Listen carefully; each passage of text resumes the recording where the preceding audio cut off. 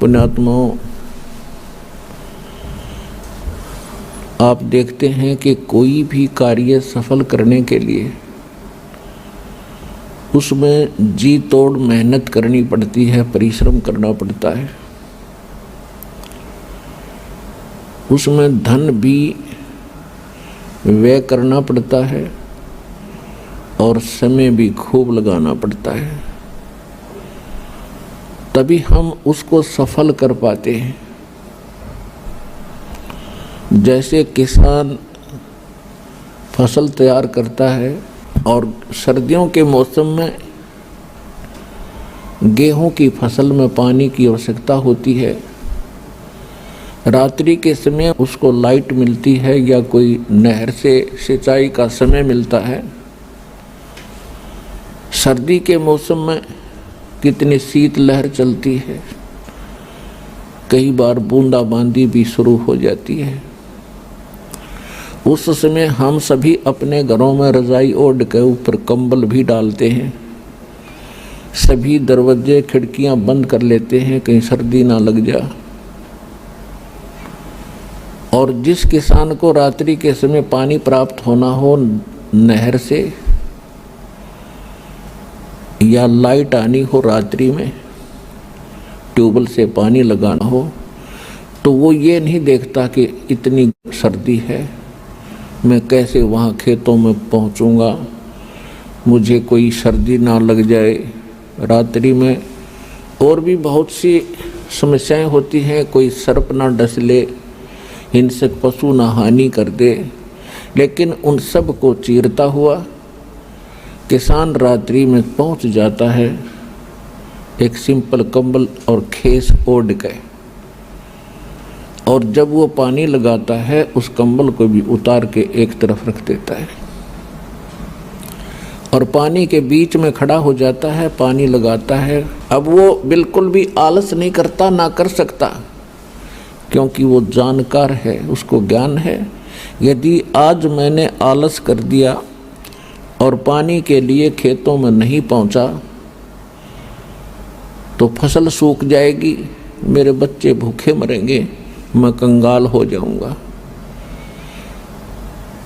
इसलिए वो अपना इस काम को पूरा ही करके छोड़ता है, चाहे नमूनिया हो चाहे ना हो, सर्प डसे या ना डसे। अब वो क्यों उस कार्य को कर रहा है? क्योंकि उसको वो पूरा जानकार है इस मार्ग का। ठीक आज इतनी सर्दी में और इतनी दूर दूर से परमात्मा के बच्चे आए हैं, आपने ये तो मान लिया है कि यो काम तो करना ही पड़ेगा, तभी आप यहाँ आए हो, नहीं तो ये पड़ोस में से उठकर नहीं आ सकता आदमी जिसके भाग माड़े हैं। सौभाग्य आपका, धन है आपके माता पिता जिनसे जन्म हुआ। आपको ऐसे समय मानव शरीर और ये भक्ति मार्ग, ऋषि सर पटक कर चले गए, उनको नहीं मिला ये मार्ग, और आज आपको सहज में प्राप्त हो रहा है। कितनी कृपा है भगवान की आपके ऊपर। विचार करना। तो क्या बताया जाता सत्संग के अंदर? मानुष जन्म दुर्लभ है, मिले न बारंबार, जैसे तरवर से पत्ता टूट गिरे, भाई बोर न लगता डर। बंदे तू कर बंदगी, जय चावे दीदार, ये अवसर मानुष जन्म का, भाई बोरन बारंबार।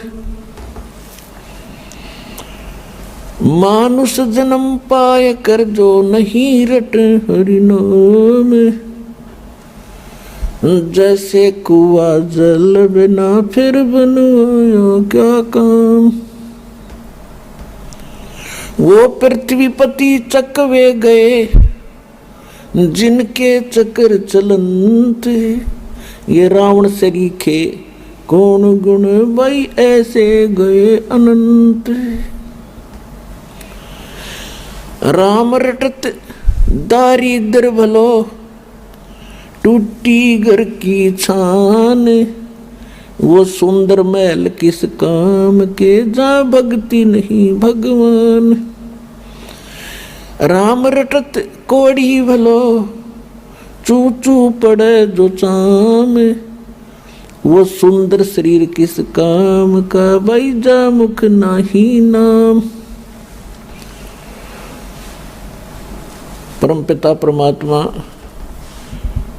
अपनी प्यारी आत्माओं को बार बार समझाते हैं कि ये मनुष्य जीवन आपको जो प्राप्त हुआ ये अनमोल है, और सतगुरु और सत्संग के अभाव से आप जो क्रियाएं कर रहे होते हो वो तो पशु पक्षी भी करते हैं।